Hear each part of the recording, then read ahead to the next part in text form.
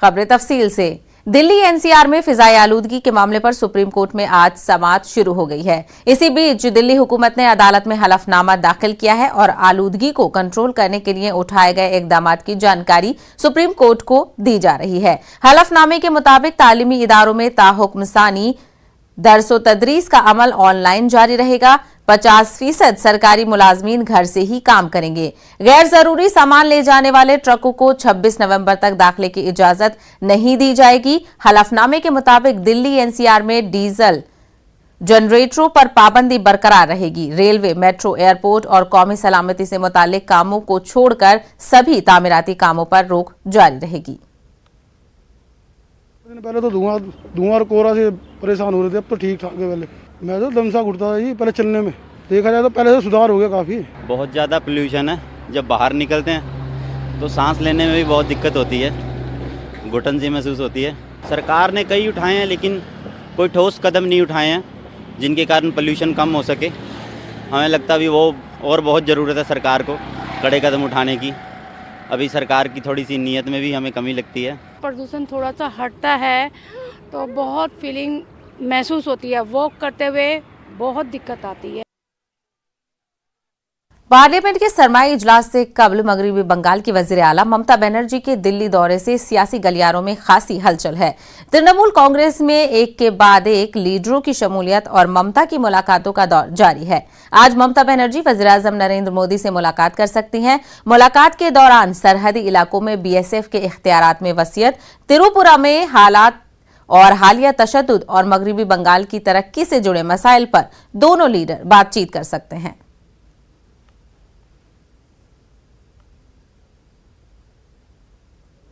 Covid vaccine के certificate पर वज़ीर-ए-आज़म नरेंद्र मोदी ने केरल हाई कोर्ट ने मरकजी वजारत सेहत को नोटिस जारी किया है।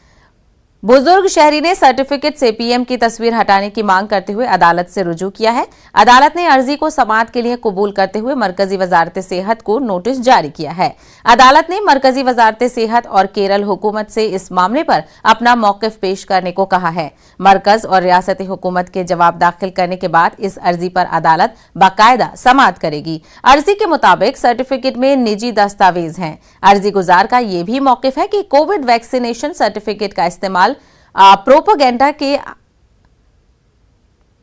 के तौर पर किया जा रहा है।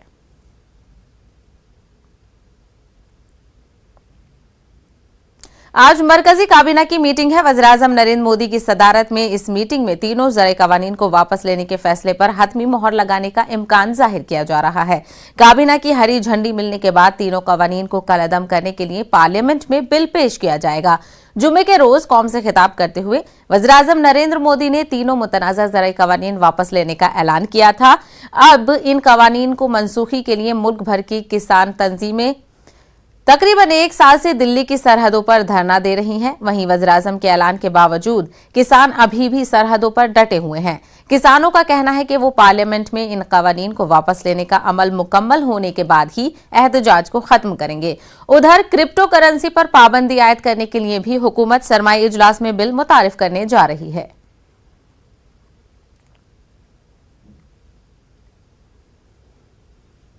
संयुक्त किसान मोर्चा आज किसान मजदूर संघर्ष दिवस मना रहा है। किसान लीडर सर छोटू राम की यौम पैदाइश के मौके पर मजदूर संघर्ष दिवस मनाने का ऐलान किया था। एसकेएम ने एक बयान में कहा कि किसान तहरीक को 1 साल मुकम्मल होने की मुनासबत से 25 नवंबर को हैदराबाद में मुनक्किद होने वाले महाधरना में बड़ी तादाद में किसान लीडरान शरीक होंगे। बयान में बताया गया है कि किसान तहरीक की हिमायत में जुमे के दिन गैर मुकीम हिंदुस्तानियों की जानिब से बरतानिया, अमरीका, फ्रांस, ऑस्ट्रिया, ऑस्ट्रेलिया, कनाडा और हॉलैंड में एहतजाजी प्रोग्राम मुनक्किद किए जाएंगे।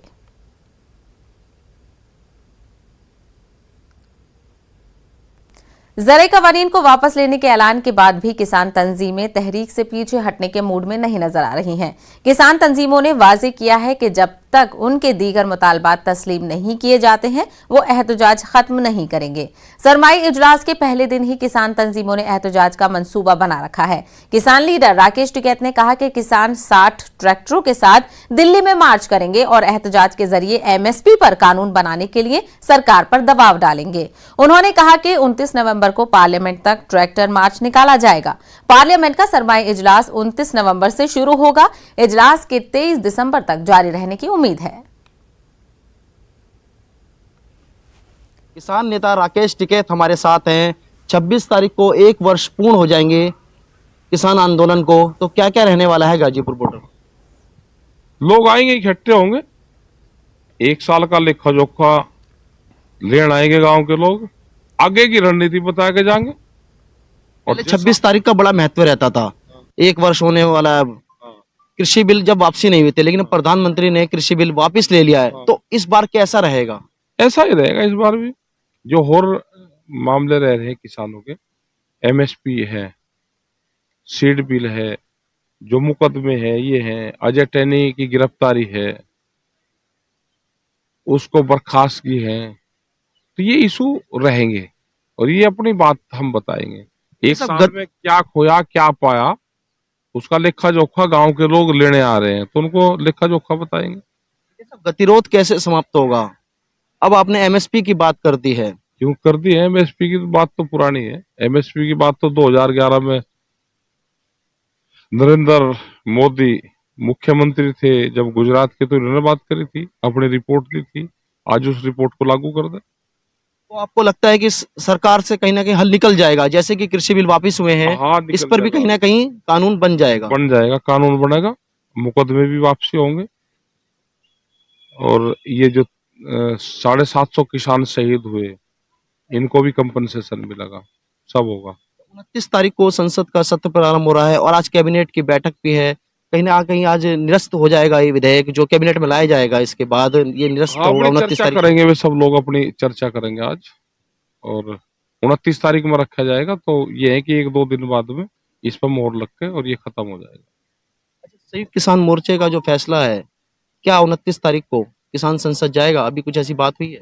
किसान संसद जाएगा 2 रास्तों से। जो रास्ते भारत सरकार ने, गृह मंत्रालय ने जो रास्ते ये कहते हैं कि हमने खोल दिए, खुले हुए रास्तों से जाएगा, बंद रास्ते से नहीं जाएगा। संसद जरूर जाएगा किसान। अगर रास्ते खुल रहे हैं तो जाएगा, रास्ते बंद है तो नहीं जाएंगे। अच्छा, आगे की रणनीति अब क्या रहेगी? हम तो यही है, हम क्या कहीं जा रहे हैं। जब तक भारत सरकार बातचीत नहीं करेगी तो यही है। कैबिनेट में कुछ किसानों के लिए एक बड़ी चर्चा भी हो सकती है, जैसे कि मुद्दा बना हुआ है। हर बड़ी चर्चा तो होनी चाहिए भाई, छोटी चर्चा से थोड़ा काम चले, बड़ी चर्चा होनी चाहिए। किसान नेता राकेश टिकैत थे, उनका साफ तौर पर कहना है जो एमएसपी की हमारी मांग है वे बरकरार है और आंदोलन ऐसे ही जारी रहेगा। रोहित सिंह, न्यूज 18, किसान क्रांति गेट, गाजीपुर बॉर्डर। वजारत सेहत की जानिब से जारी करदा आदाद-ओ-शुमार के मुताबिक मुल्क में आज कोरोना के 9,283 नए मामलों की तस्दीक हुई है, जबकि पिछले 24 घंटों में 437 लोगों की कोरोना से मौत हुई है। वहीं एक दिन में 10,000 से ज्यादा अफराद सेहतयाब हुए हैं। मुल्क में कोरोना के 1,11,481 एक्टिव मामले बाकी हैं, जो कि 537 दिनों में सबसे कम तादाद है। दूसरी तरफ मुल्क में कोरोना के खिलाफ टीकाकारी मुहिम लगातार जारी है। मुल्क में अब तक 118 करोड़ से ज्यादा वैक्सीन डोज लोगों को लग चुकी हैं।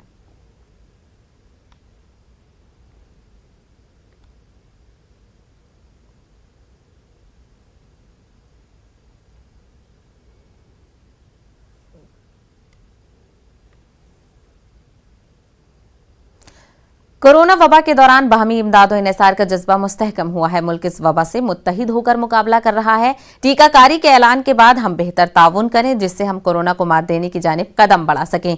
नेटवर्क 18 इस मुहिम में हर कदम पर आपके साथ रहेगा। जब तक सभी महफूज नहीं, तब तक कोई महफूज नहीं होगा। इसी सोच की बुनियाद पर हमारी मुहिम संजीवनी का मकसद ये यकीनी बनाना है कि वैक्सीन पाना सभी हिंदुस्तानियों का हक है। फिलहाल रुकेंगे एक छोटे से ब्रेक के लिए।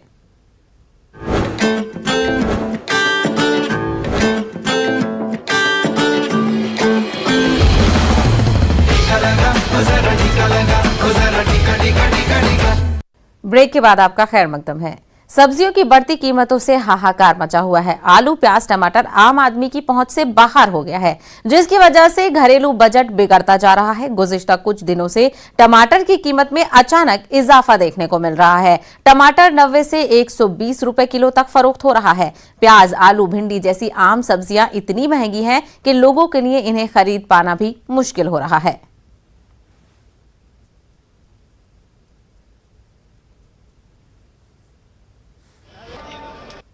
लॉकडाउन चला था, पीछे लोग परेशान हैं। जो तनख्वाह वाले लोग हैं, जो रोज़ का खाना कमाने वाले हैं, वो 70 रुपये किलो का कहाँ से टमाटर खरीदेंगे और कहाँ से खाएंगे। इसलिए जो ना पूरा बजट बिगाड़ रखा है, तो इसलिए परेशानी तो हो रही है लोगों को। पहले जो रेट था, अब से 2 महीने 1.5 महीने पहले, वो 15 रुपये 20 रुपये किलो का रेट था टमाटर का। आज का जो रेट है मंडी के अंदर, वो 70 रुपये किलो का रेट है। अगर यहाँ से मंडी से 70 रुपये किलो खरीद के ले आएंगे लोग, तो बाहर क्या भाव बेचेंगे? 100 रुपये किलो बेचेंगे। टमाटर तो बहुत महंगा है, पहले के रेट में और अब के रेट में बहुत अंतर है। ठीक है जी। और घर में फंक्शन है तो उसके लिए लेने आए, तो काफ़ी महंगा है। कहने का मतलब ये, आम आदमी के लिए तो टमाटर खाना बंद ही कर देना चाहिए मेरे हिसाब से। तो कोई खट्टा मिर्ची पाउडर या वैसे डाल लेना चाहिए, टमाटर छोड़ देना चाहिए, क्योंकि महंगा बहुत है।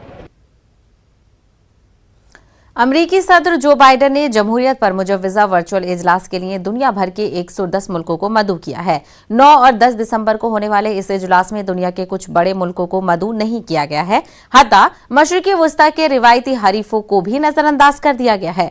अमरीका के हरीफ चीन और रूस का नाम फहरिस्त में शामिल नहीं है, जबकि ताइवान को इस वर्चुअल इजलास में दावत दी गई है, जिससे वाशिंगटन और बीजिंग के बीच कशीदगी में मजीद इजाफा होने का खदशा है। पोलैंड को इजलास में मदऊ किया गया है, जबकि उसका रिकॉर्ड इंसानी हुकूक के मामले में अच्छा नहीं है।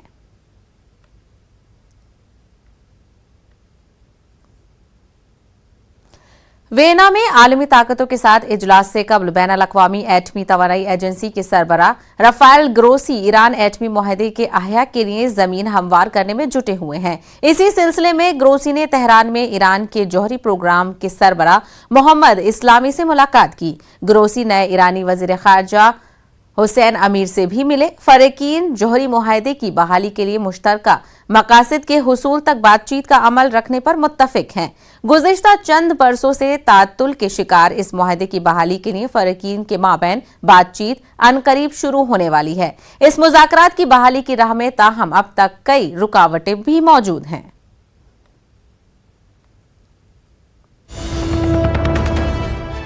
तो इस वक्त की बड़ी खबर आपको बता दें, मुंबई से ये बड़ी खबर आ रही है।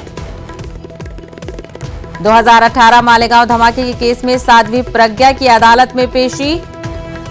एनआईए की खुसूसी अदालत में साध्वी प्रज्ञा की पेशी। आपको बता दें कि मालेगांव धमाके केस में मुलजिम साध्वी प्रज्ञा की आज पेशी हो रही है। तो मुंबई से इस वक्त की बड़ी खबर आपको बता रहे हैं। 2008 मालेगांव धमाके केस में साध्वी प्रज्ञा की अदालत में पेशी है। एनआईए की खुसूसी अदालत में साध्वी प्रज्ञा की पेशी है। 2008 मालेगांव धमाके मामले से जुड़ा ये केस है, जिसमें मुलजिम पाई गई थी साध्वी प्रज्ञा। तो मुंबई से इस वक्त की बड़ी खबर आपको बता दें, 2008 मालेगांव धमाके केस में साध्वी प्रज्ञा की अदालत में पेशी है। एनआईए की खुसूसी अदालत में साध्वी प्रज्ञा की पेशी है।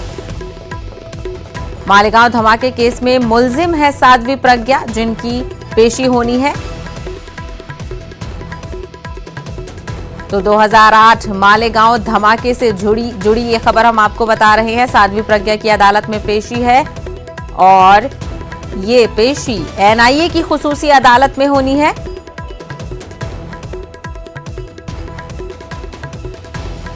तो एक और बड़ी खबर आपको बता दें, इस वक्त आ रही है।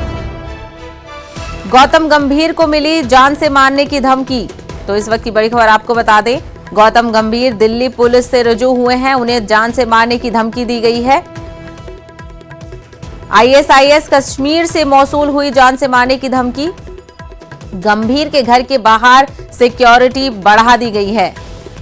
तो इस वक्त की बड़ी खबर आपको बता रहे हैं, गौतम गंभीर को जान से मारने की धमकी मिली है। गौतम गंभीर ने पुलिस से रुजू किया है, उनको जान से मारने की धमकी मिली है और गौतम गंभीर के घर की सिक्योरिटी भी बढ़ा दी गई है। दिल्ली पुलिस से रजू किया है गौतम गंभीर ने। आईएसआईएस कश्मीर से मौसूल हुई है जान से मारने की धमकी।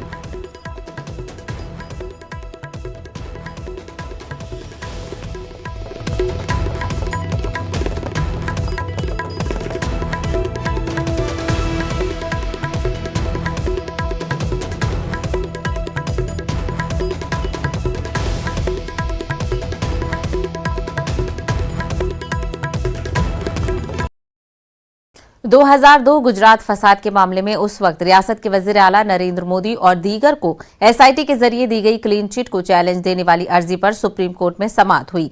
फसाद के दौरान साजिश का इल्जाम लगाने वाली साबिक कांग्रेस रुकने पार्लियामेंट एहसान जाफरी की बीवी जकिया जाफरी के वकील कपिल सिब्बल ने सुप्रीम कोर्ट में कहा कि इस मामले में कानून की धज्जियां उड़ाई गई हैं। जकिया जाफरी ने कोर्ट में कहा कि तफ्तीशकारों ने उस वक्त के लेफ्टिनेंट जनरल जमीरुद्दीन शाह का बयान रिकॉर्ड नहीं किया, जिन्होंने रियासत में अमन बहाल करने वाले फौजी दस्ते की क़यादत की थी, ताकि ये मालूम किया जा सके कि फोर्सेस को फौरी रसाई दी गई थी या नहीं। ख्याल रहे कि गुजरात हाई कोर्ट ने 1 साल पहले जकिया जाफरी की अर्जी को खारिज कर दिया था, जिसमें उन्होंने 2002 में हुए फसादात के ताल्लुक से उस वक्त के वजीर आला नरेंद्र मोदी और दीगर को एसआईटी के जरिए दी गई क्लीन चिट को बरकरार रखने की जिली अदालत के फैसले को चैलेंज किया था।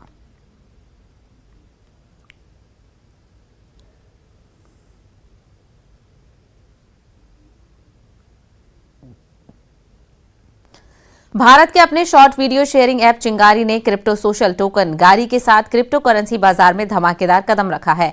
सुपरस्टार सलमान खान गारी के ब्रांड एम्बेसडर हैं। चिंगारी ऐप भारत में काफी मकबूल हो रहा है और सोशल मीडिया कैटेगरी में बेस्ट ऐप का खिताब भी हासिल कर चुका है। चिंगारी ऐप न सिर्फ कंटेंट क्रिएटर्स बल्कि व्यूअर्स, एडवर्टाइजर्स और डेवलपर्स सबकी कामयाबी की कुंजी है। गारी का इस्तेमाल मुस्तकबिल की इन ऐप करेंसी के साथ साथ गवर्नेंस टोकन के तौर पर भी हो सकता है। आइए जानते हैं टीना से, जो कि एक इन्फ्लुएंसर हैं। 2020 में #VocalForLocal ये कैंपेन शुरू हुआ, जिसमें हम सभी क्रिएटर्स ने देसी ऐप्स को सपोर्ट करने के लिए बहुत सारे वीडियोस बनाए।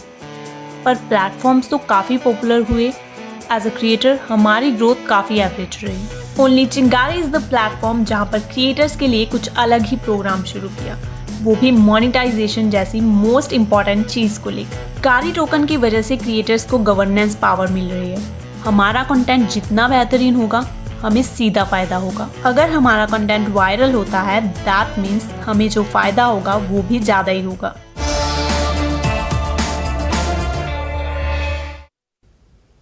उत्तर प्रदेश उर्दू अकेडमी की जानिब से अब तलबा व तालबात को क्रैश कोर्सेज कराने के लिए अहम पेशरफ्त की जा रही है। लखनऊ में न्यूज़ 18 से बात करते हुए अकेडमी के सेक्रेटरी जहीर बिन सगीर ने कहा कि नई नस्ल को मुस्तकबिल को संवारने के लिए ज़रूरी है कि उन्हें वक्त की ज़रूरतों और तकाज़ों के मुताबिक सहूलत फराहम की जाए। साहब, आजकल जो ये मेट्रोपॉलिटन सिस्टम है, बड़े शहर हैं, इसमें जगह की बड़ी किल्लत है और ऐसे में बच्चों को मतलब पढ़ने की जगह नहीं मिल पाती है। तो ये बड़ा खूबसूरत सा स्टेप उठाया जा रहा है स्टेप इनके उन्वान से।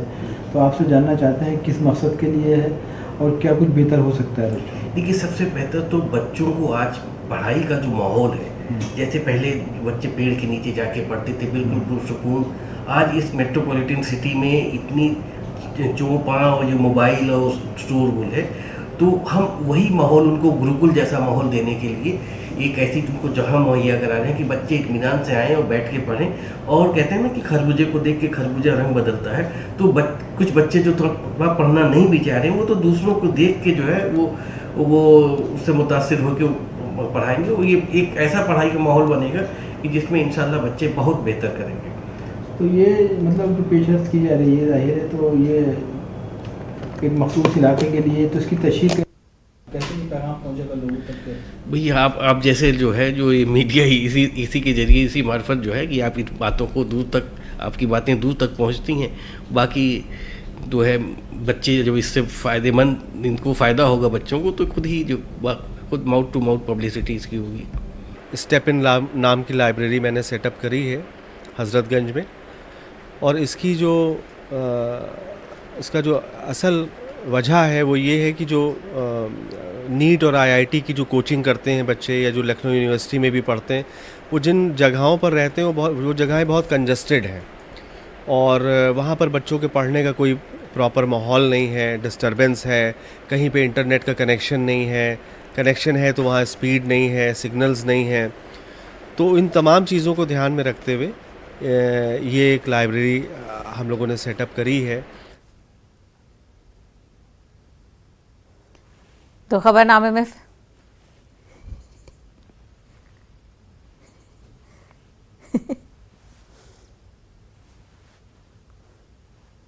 खत्म।